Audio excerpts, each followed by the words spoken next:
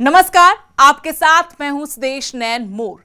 Don जिससे सभी डरते थे, माफिया जो विरोधियों के लिए मौत का पैगाम लिखता था, बाहुबली जिससे वर्दी भी भयभीत थी, सियासत में ऐसी पकड़ कि सिस्टम सरकार को अपने इशारों से चलाता था, वो आज खाकी से खौफ खा रहा है। उसे मौत से डर लग रहा है, उसे अनहोनी की आशंका सोने नहीं दे रही। बात हो रही है डॉन मुख्तार अंसारी की। हमारी खास पेशकश में आपको बताएंगे क्यों डर रहा है डॉन मुख्तार अंसारी। न्यूज 18 खोलेगा उसके काले चिट्ठे और बताएंगे बाहुबली के रोपर टू बांदा के सफर के बारे में। बने रहिए हमारे साथ।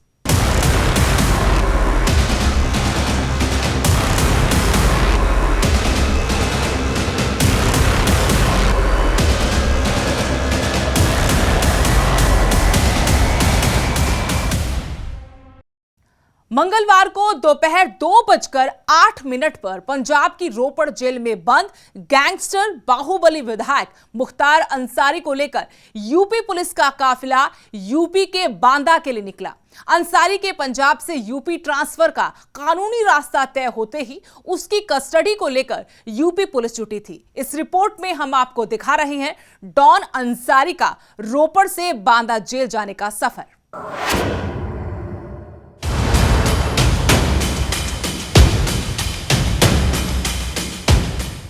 बाहुबली डॉन मुख्तार अंसारी को पंजाब की रोपड़ जेल से यूपी की बांदा जेल ले जाया जा रहा है, जहां उसे बांदा जेल में रखा जाएगा। बांदा जेल को किले में तब्दील कर दिया गया है। इसके अलावा जेल में सुरक्षा ऑडिट भी किया गया। पंजाब की रोपड़ जेल में बंद रहे उत्तर प्रदेश की बाहुबली मुख्तार अंसारी को लेकर यूपी पुलिस की टीम रोपड़ से निकल चुकी है। मुख्तार को एम्बुलेंस में लेकर यूपी के बांदा जेल के लिए टीम रवाना हुई। एम्बुलेंस के आगे पीछे यूपी पुलिस की कड़ी सुरक्षा है। करीब 10 गाड़ियों का काफिला बांदा के लिए रवाना हुआ, जिसमें 150 पुलिसकर्मी सवार हैं। यूपी पुलिस के 150 जवान मुख्तार अंसारी की कस्टडी लेने के लिए सोमवार को पंजाब पहुंचे। इसमें यूपी पीएसी की एक कंपनी भी शामिल है। सुप्रीम कोर्ट के आदेश के मुताबिक 8 अप्रैल से पहले अंसारी को यूपी पुलिस के हवाले करना है। सिलसिलेवार आपको बताते हैं पंजाब पुलिस की कस्टडी से यूपी पुलिस की कस्टडी तक क्या क्या हुआ।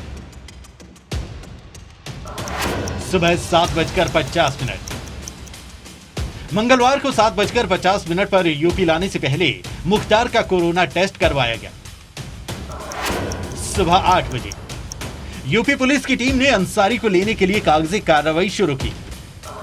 दोपहर 12 बजे यूपी पुलिस रोपड़ जेल पहुंची। यूपी पुलिस के काफिले में एक एम्बुलेंस भी थी। दोपहर 1 बजे जानकारी मिली कि यूपी पुलिस मुख्तार अंसारी को लेकर हरियाणा के रास्ते यूपी जाएगी। हरियाणा से ईस्टर्न पेरिफेरल एक्सप्रेसवे के रास्ते यूपी में अंसारी को ले जाया जाएगा। बागपत में इसे लेकर सुरक्षा के कड़े इंतजाम किए गए। 1:19 पर रोपड़ के एसएसपी अखिल चौधरी ने कहा कि पंजाब पुलिस की कोई टीम या कमांडो मुख्तार अंसारी के काफिले के साथ नहीं रहेगा। इस ऑपरेशन को यूपी पुलिस ही लीड करेगी। पंजाब की रोपड़ पुलिस सिर्फ जेल के आसपास और बाहर कानून व्यवस्था देख रही थी। 1:37 पर रोपड़ से रूपनगर जेल की ओर जाने वाली सड़क को खाली कराया गया। किसी भी गाड़ी को जेल की तरफ नहीं जाने दिया। जानकारी मिली कि मुख्तार अंसारी को रोपड़ जेल से सीधे बांदा जेल ही लाया जाएगा। रास्ते में कहीं रुकने की संभावना नहीं है। रात होने के बाद भी मुख्तार अंसारी का बांदा का सफर जारी रहेगा। 1:49 पर रोपड़ की रूपनगर जेल के बाहर एम्बुलेंस खड़ी की। उसके पीछे यूपी पुलिस की 2 एस्कॉर्ट गाड़ी है। उसके पीछे वज्र वाहन खड़ा था। 1:50 रोपड़ जेल प्रशासन ने मेडिकल परीक्षण के बाद मुख्तार अंसारी की कस्टडी यूपी पुलिस को सौंप दी।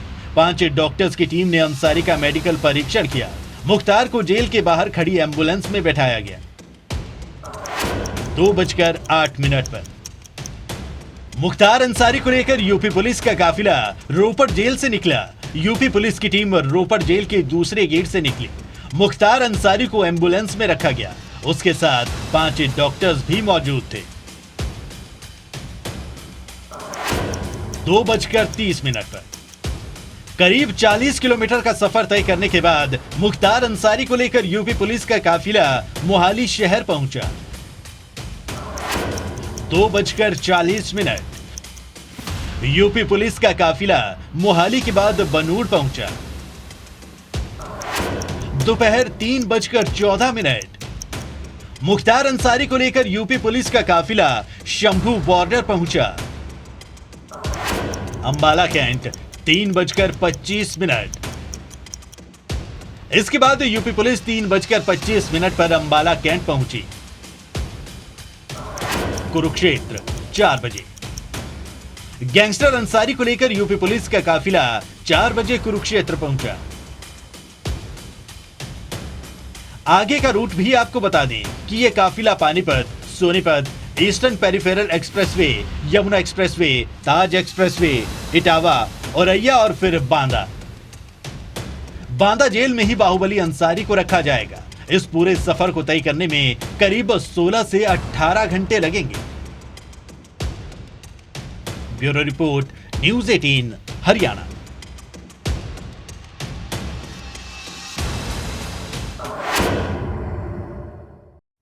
बता दें कि बागपत की जेल में अपने खास आदमी मुन्ना बजरंगी की हत्या के बाद ही डॉन मुख्तार अंसारी सेटिंग कर पंजाब की रोपड़ जेल शिफ्ट हो गया था, लेकिन अब फिर यूपी की जेल की हवा खाएगा।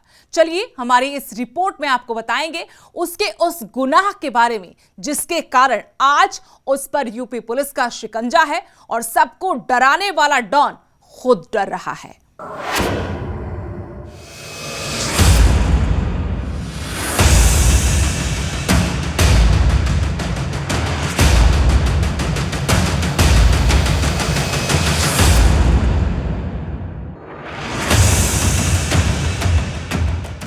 बाहुबली विधायक मुख्तार अंसारी को पंजाब की रोपड़ जेल से यूपी की बांदा जेल ले जाया जा रहा है, लेकिन इस खूंखार अपराधी को पंजाब से यूपी लाना योगी सरकार के लिए इतना आसान नहीं था। अपनी सियासी रसूख के दम पर खूनी खेल खेलकर बचने में माहिर माफिया डॉन मुख्तार अंसारी को लाने के लिए यूपी सरकार ने कई मोर्चों पर जंग लड़ी और आखिरकार उसे बांदा जेल लाने में कामयाब रही।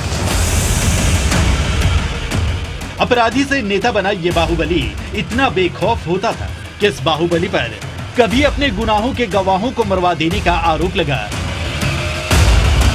तो कभी जांच से जुड़े पुलिस अधिकारियों को ठिकाने लगवा दिया। बागपत जेल में अपने खासम खास मुन्ना बजरंगी की हत्या के बाद से ही मुख्तार को मौत का डर सताने लगा था। अब यहीं से इस डॉन को लगा कि अब यहां रहना खतरे से खाली नहीं होगा।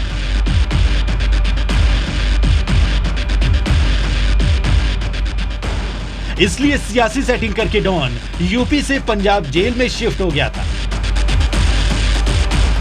चलिए मुख्तार अंसारी के गुनाहों की कुंडली खंगालते हैं और बात करते हैं उस केस की जिसके चलते अब वो फिर वहीं जा रहा है जहां उसे मौत नजर आने लगी थी। 2004 के एलएमजी केस में यूपी की योगी सरकार ने सुप्रीम कोर्ट में कानूनी लड़ाई लड़ने के बाद आखिरकार मुख्तार अंसारी को यूपी लाने का रास्ता साफ हुआ। अब मुख्तार से उत्तर प्रदेश पुलिस नए सिरे से पूछताछ करेगी। एलएमजी केस में यूपी एसटीएफ के तत्कालीन पुलिस अधिकारी शैलेंद्र प्रताप सिंह ने मुख्तार और उसके गुर्गों के बीच एलएमजी खरीद फरोख्त की बातचीत की कॉल को इंटरसेप्ट किया था और केस दर्ज किया था। परिणाम यह हुआ कि माफिया डॉन पर कार्रवाई के बजाय एसटीएफ के पुलिस अधिकारी शैलेंद्र प्रताप सिंह को ही मुख्तार ने अपनी सियासी आकाओं के दम पर बेइज्जत करवाया और उल्टा केस करवा दिया। 2004 के एलएमजी केस में एसटीएफ ने पोटा के तहत मामला दर्ज किया था।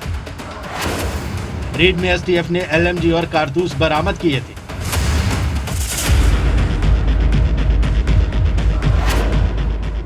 एलएमजी केस साल 2004 का है। इसके ठीक एक साल बाद यानी 2005 में बीजेपी विधायक कृष्णानंद राय हत्याकांड को अंजाम दिया गया था, जिसमें मुन्ना बजरंगी के साथ कई हमलावरों ने AK-47 और शक है कि LMG जैसे अत्याधुनिक हथियारों से कृष्णानंद राय को ताबड़तोड़ गोलियां बरसाकर मौत के घाट उतार दिया।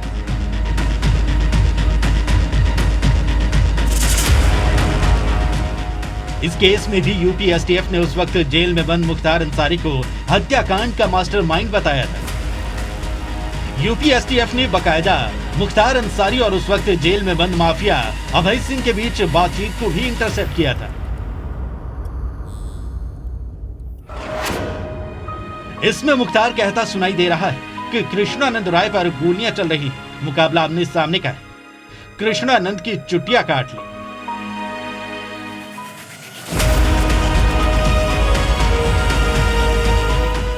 एसटीएफ ने कृष्णानंद राय हत्याकांड में तमाम सबूत जुटाए। बाद में मामला सीबीआई को सौंपा। अदालत में एक तरफ सुनवाई चल रही थी, दूसरी तरफ केस से जुड़े कुछ गवाहों को मार दिया गया तो कुछ डर से पलट गए। नतीजा यह हुआ कि मुख्तार इस केस से बरी हो गया। यह सब करना अंसारी के लिए बाएं हाथ का काम था। उसका सिक्का चलता था। उसके खौफ से खाकी तक खौफ खाती थी।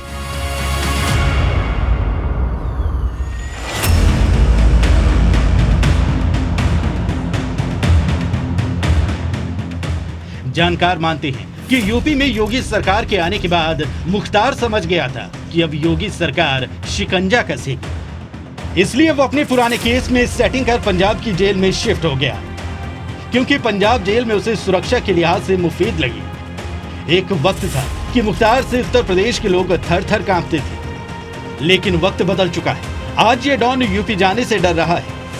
अब उस पर योगी सरकार शिकंजा कसेगी, इसलिए वो यूपी की जेल में भी अपनी जान को खतरा बता रहा है। लेकिन योगी सरकार ने लंबी कानूनी लड़ाई लड़ी और अब मुख्तार उत्तर प्रदेश की सरहद में दाखिल होने वाला है।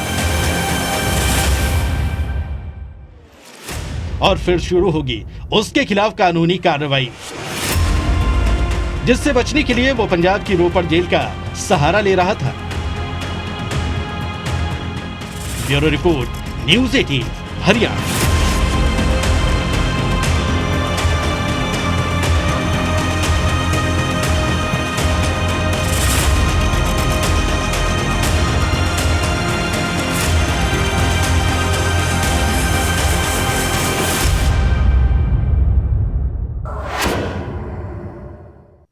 मुख्तार अंसारी, जिसको लेकर पंजाब से यूपी तक चाक चौबंद बंदोबस्त किए गए। पंजाब की कैप्टन सरकार और यूपी की योगी सरकार आमने सामने आ गई। वो कोई छोटा मोटा अपराधी नहीं है, बल्कि यूपी का बदनाम माफिया, गैंगस्टर, डॉन, बाहुबली नेता, जो कभी पूर्वांचल के अपराध जगत में खौफ का पर्याय माना जाता था। सिस्टम सरकार को अपने इशारे से चलाता था। रसूख रुतबे में उसका कोई सानी नहीं था। उसके अपराधों की सूची लंबी है। आपको बताते हैं मुख्तार के अपराध का काला चिट्ठा।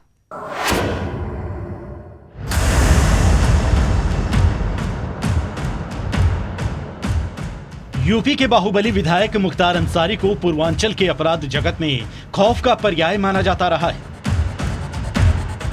उसके अपराधों की कुंडली खंगालने से पता लगता है कि क्यों उसका इतना खौफ था। अंसारी का 1996 से मुख्तार का मऊ विधानसभा सीट पर कब्जा है। कभी निर्दलीय तो कभी एसपी का साथ तो कभी बीएसपी। पार्टियां बदलने के बावजूद मुख्तार का सियासी रसूख कायम रहा। वहीं 29 नवंबर 2005 को कृष्णानंद राय हत्याकांड से पूर्वांचल दहल उठा था। इस वारदात में भी मुख्तार अंसारी का नाम आया। गाजीपुर के मोहम्मदाबाद थाने में हिस्ट्री शीट नंबर 16B में मुख्तार का पूरा कच्चा चिट्ठा है।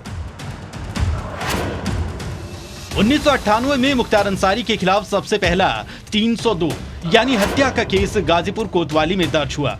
ये मामला अभी कोर्ट में चल रहा है। इसके बाद वाराणसी के कैंट थाने में हत्या का दूसरा केस मुख्तार पर दर्ज हुआ। इस मर्डर केस को कोयले के ठेके में वर्चस्व की जंग के रूप में देखा गया था। यह पहला मौका था जब पूर्वांचल के माफिया डॉन मुख्तार अंसारी और ब्रिजेश सिंह का आमना सामना हुआ। हत्या के मामले में जेल में बंद ब्रिजेश सिंह की मुलाकात गाजीपुर के मुडियार गांव के त्रिभुवन सिंह से हुई। दोनों के बीच दोस्ती हो गई। त्रिभुवन सिंह का भाई head constable Rajendra Singh Varanasi police line में तैनात था। अक्टूबर 1988 में साधु सिंह ने राजेंद्र सिंह की हत्या कर दी। कैंट थाने में साधु सिंह के अलावा मुख्तार अंसारी और गाजीपुर निवासी भीम सिंह को भी 302 केस में नामजद आरोपी बनाया गया था। इसके बाद तो मुख्तार की हिस्ट्री शीट मुकदमों का पुलिंदा बन गई। 1991 में मुख्तार के खिलाफ गाजीपुर के मोहम्मदाबाद थाने और कोतवाली गाजीपुर में हत्या के 2 केस दर्ज हुए। पहला मामला कोर्ट में विचाराधीन है, जबकि दूसरे मामले में गवाहों और सबूतों के अभाव में वो बरी हो चुका है। 1991 में चंदौली जिले के मुगलसराय में मुख्तार के खिलाफ 302 का एक और मुकदमा दर्ज हुआ। इसके बाद 1996 में गाजीपुर के मोहम्मदाबाद थाने में उसके खिलाफ हत्या का मुकदमा दर्ज हुआ। यह मामला भी अंडर ट्रायल है। वाराणसी के भेलुपुर और चेतगंज थाने में 1990 और 1991 में उसके खिलाफ 302 का केस दर्ज हुआ। भेलुपुर वाले मामले में फाइनल रिपोर्ट लग चुकी है। मुख्तार की हिस्ट्री शीट 16 को खंगाले तो उसके खिलाफ 32 साल के आपराधिक जीवन में 302 यानी हत्या के 18 केस दर्ज हो चुके हैं। वहीं हत्या के प्रयास के 10 मुकदमे दर्ज हैं। इसके अलावा टाडा, गैंगस्टर एक्ट, NSA और आर्म्स एक्ट के अलावा मकोका एक्ट के तहत भी उसके खिलाफ केस दर्ज हैं। मुख्तार ने अपराध की दुनिया में दबदबा बनाने के लिए D5 के नाम से अपना गैंग बनाया था। पूर्वांचल के अपराध जगत के जानकार बताते हैं कि कृष्णानंद राय हत्याकांड के बाद यह गैंग बनाया गया था। इसी गैंग के सदस्य राकेश पांडे उर्फ हनुमान पांडे को पिछले साल अगस्त में लखनऊ के सरोजिनी नगर इलाके में मुठभेड़ के दौरान मार गिराया गया था। उस पर 1 लाख का इनाम था। इस D5 गैंग में मुख्तार अंसारी, मुन्ना बजरंगी, अंगद राय, गोरा राय और राकेश पांडे उर्फ हनुमान शामिल थे। 2005 में मोहम्मदाबाद से बीजेपी विधायक कृष्णानंद राय हत्याकांड के बाद पूर्वांचल के अपराध जगत में मुख्तार का एक छत्र राज हो गया था। कृष्णानंद राय की ब्रिजेश गैंग से करीबी को इसकी वजह माना जाता है। वहीं कृष्णानंद ने विधानसभा चुनाव में मुख्तार के सबसे बड़े भाई सिबगतुल्लाह अंसारी को शिकस्त दी थी। इससे मुख्तार के कृष्णानंद से रंजिश बढ़ गई थी। इसी तनातनी के बीच मुख्तार पर लखनऊ से लौटते वक्त उसरी चट्टी के पास हमला हुआ। फायरिंग के दौरान मुख्तार गैंग के कई साथी मारे गए, लेकिन मुख्तार बाल बाल बच गया। पूर्वांचल के अपराध जगत के सूत्रों की माने तो इस हमले में सीधे ब्रिजेश सिंह ने AK-47 से गोलियां चलाई थी। अंधाधुंध फायरिंग में ब्रिजेश को भी गोली लगी। हालांकि इस दौरान वो फरार होने में कामयाब रहा। इस वारदात के बाद मुख्तार ने किसी तरह कृष्णानंद राय को रास्ते से हटाने की ठान ली थी। 29 नवंबर 2005 को कृष्णानंद राय के काफिले पर अंधाधुंध फायरिंग हुई। बताया जाता है कि इस दौरान AK-47 से लैस हमलावरों ने 400 राउंड गोलियां चलाई। इसमें कृष्णानंद राय, उनके गनर और ड्राइवर समेत 7 की मौत हो गई थी। कहा जाता है कि मुख्तार के निर्देश पर इस हमले को दुर्दांत प्रेम प्रकाश सिंह उर्फ मुन्ना बजरंगी, राकेश पांडे उर्फ हनुमान पांडे और संजीव माहेश्वरी उर्फ जीवा ने अंजाम दिया था। पोस्टमार्टम में राय के शव से 21 गोलियां निकली थी। पूर्वांचल के जानकार बताते हैं कि उस दौर में कृष्णानंद राय की चोटी का काफी क्रेज हो गया था। हनुमान पांडे ने ही हत्या के बाद कृष्णानंद की चोटी काटी थी। इस बात का जिक्र एक कथित ऑडियो में भी है। इसमें मुख्तार और अभय सिंह की बातचीत है, जिसमें वो भोजपुरी में चोटी काट लेने का जिक्र कर रहा है। Bureau report, news 18 Haryana.